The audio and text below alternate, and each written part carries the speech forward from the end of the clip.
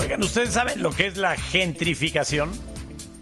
Miren, para que ustedes me entiendan, hay datos como el que les voy a dar que a lo mejor les dan una pista. La alcaldía Cuauhtémoc cerró en el 2023 como la localidad más cara para rentar una vivienda o departamento. El precio promedio fue de 22,911 pesos, 36% más cara de lo que se pagó en 2022. Le siguen la Miguel Hidalgo y la Benito Juárez. ¿Qué es lo que está pasando?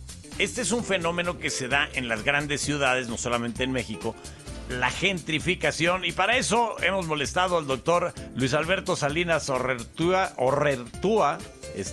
investigador del Departamento de Geografía Social del Instituto de Geografía de la UNAM. Doctor, muy buenas noches. Buenas noches, Esteban, ¿qué tal? ¿Qué es la gentrificación, así a grandes rasgos, para que la gente que nunca ha oído ese concepto se vaya enterando?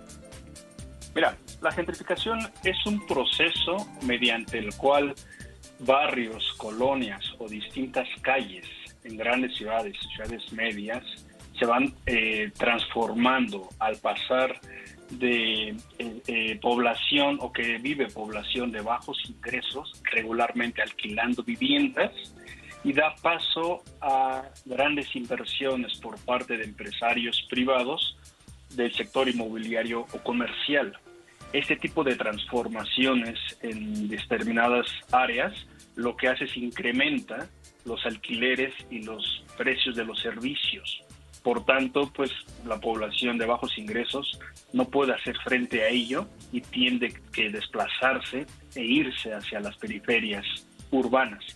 Entonces, este proceso hoy en día, como lo estabas comentando, se está viendo a la par de que se está incrementando de manera muy importante los precios de los alquileres, de las rentas, de las viviendas.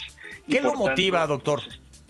Sí, lo que lo motiva es que el sector inmobiliario de alguna forma lo que está buscando son espacios para reproducir el capital, es decir, donde yo puedo invertir, donde yo puedo construir vivienda para población de ingresos medios y con ello pues pueda obtener recursos, ¿no?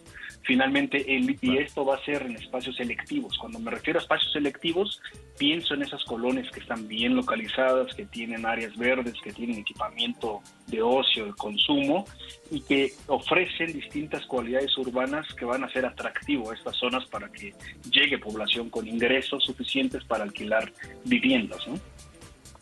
Sí, porque mucha gente piensa que únicamente, por ejemplo, hemos visto este fenómeno en la Roma, en la Condesa, en Polanco, donde se habla ya incluso más inglés que español en algunas áreas, y no es por otra cosa, sino es por la gran cantidad de personas que han llegado a vivir de fuera y han ocupado estos espacios. ¿Qué genera esto? ¿El valor, el nivel de vida, la calidad o lo barato que es vivir aquí? ¿Qué es lo que lo motiva también? Sí, claro, esas son digamos, diversas circunstancias, ¿no? Creo que en los últimos años, en esa coyuntura, digamos, de la pandemia, evidentemente se aprecia una mayor llegada de población de ingresos medios y altos que suelen ser extranjeros, ¿no? Lo que se les llama como, que trabajan como nómadas digitales, online, ¿no? Claro, trabajan, les permite, digamos, sus actividades laborales les permite estar alquilando en alguna parte, en alguna ciudad, y finalmente conectarse en las redes, y eso les permite localizarse pues en cualquier sitio, ¿no? Entonces, evidentemente hay espacios, por ejemplo, si pensamos con esa cercanía, es decir, con población estadounidense que viene a México a residir, porque es mucho más económico, pero además reside en esos espacios que tienen todo, ¿no? Es decir, estás hablando de la Condesa, sí. Polanco, Roma, recientemente también en La Juárez, incluso la Santa María la Ribera, o sea, distintas colonias que se caracterizaban pues por ser de población de bajos ingresos. Me refiero más a Santa María la Ribera, incluso la Doctores. Hoy en día pues estamos viendo una llegada de población de ingresos medios que pues pueden estar vinculados a ese sector terciario, ¿no? Esto, doctor, provoca una expulsión, o sea, es una especie de éxodo de gente de clase media-baja económicamente. Sí, o sea, llega población de ingresos medios altos, y lo que está haciendo es desplazando a esa población de bajos ingresos. Nada más que, ojo, cuando estamos hablando cuando ahorita mencioné nómadas digitales, que son extranjeros, cuidado con ello, ¿no? Sí, porque muchas veces somos pues un país xenófobo en términos de que muchas veces se ve mal al otro, ¿no? Al extranjero, al que no es mexicano. Al que es distinto. El tema no pasa por nacionalidad, ¿no? Es decir, finalmente es población, sí, con ingresos, pero puede ser extranjero, pero puede ser mexicano, quien tiene pues el poder de decidir dónde quiere vivir.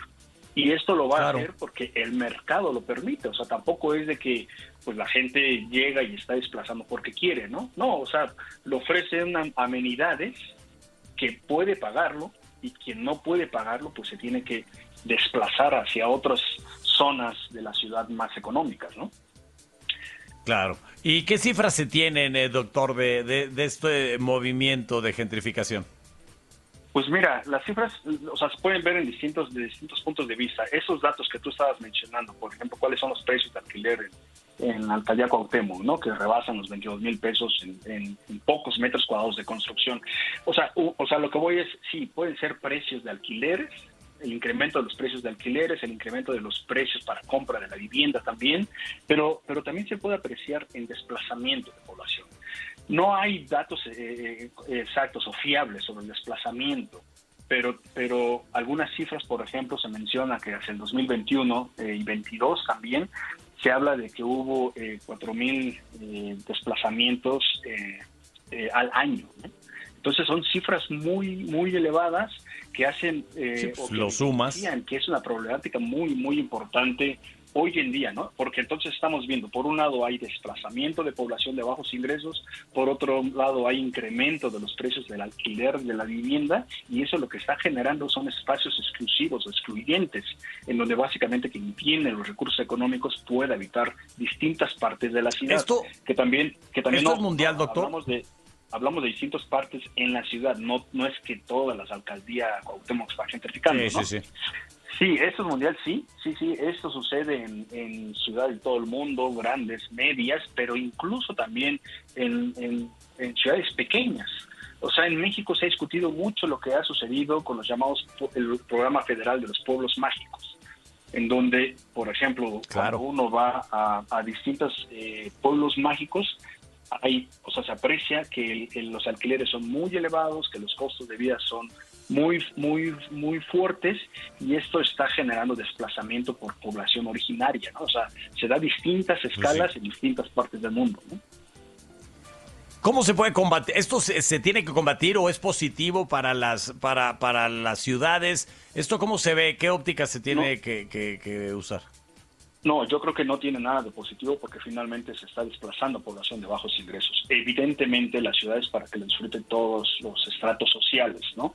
Pero lo que se aprecia es una ausencia en términos normativos. En términos normativos que estén regulando, por ejemplo, lo que ha sucedido hoy en día o en los últimos años con esa situación del escándalo inmobiliario, ¿no? Es decir, ante no haya una regulación que por ejemplo, proteja a los alquileres o a los inquilinos, ¿no? En tanto no hayan normativas en donde estén, pues proponiendo, sí, evidentemente, bueno, se permite la construcción de vivienda. Pero no se puede caer en aquella situación de las rentas congeladas, doctor. Social. No. No tampoco, se puede llegar a caer en esa situación. Pero sí creo que hay mecanismos. O sea, cuando uno genera, por ejemplo, permisos para construcción de un multifamiliar para población de ingresos medios y altos, pues quizás pueda haber por normativa que se genere un 30% para población o vivienda de interés social, por ejemplo, en un mismo desarrollo, ¿no? Pero situación que no existe. Claro. Y lo que se deja finalmente es al mercado. Entonces el mercado, bueno, el empresario es quien evidentemente con su capital que pone en riesgo, pues accede al suelo, diseña las construcciones y decide los precios y hacia quién se van a dirigir, ¿no? Entonces, mientras no haya una regulación y todo se deje a libre mercado, creo que esto va a continuar expandiendo los precios de los alquileres y desplazando a la población, ¿no? Claro. Oiga, doctor, y a veces ni siquiera modifican los inmuebles, ¿no? O sea, nada más le suben la renta porque se lo suben, o sea, ni siquiera hay mejoras. Yo he visto en algunos lados que está igual, nomás que más caro. Sí, la verdad es que eso ha sucedido mucho. O sea, hay intervenciones, digamos, en predios, no sé, en predios que tenían 10 viviendas, por poner un ejemplo, y de cada vivienda de 95, 100 metros cuadrados. Luego lo que llegaban a hacer pues es intervenirlos de manera interna, y de esos 10, no sé, generar 16 viviendas. Claro, Mantener los alquileres a los precios mismos, pero evidentemente las ganancias van a ser mucho más elevadas.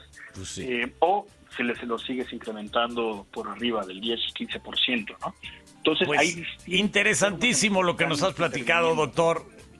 Mil gracias por tu charla y tu entrevista, porque la verdad que nos ilustró muchísimo, y la verdad que ponerle mucho ojo a eso, porque la verdad que hay gente que antes podía vivir en un lugar que hoy parece imposible de que esto suceda. Gracias, doctor Luis Alberto Salinas, investigador del Departamento de Geografía Social del Instituto de Geografía de la UNAM. Gracias. Gracias a ustedes. Buenas noches.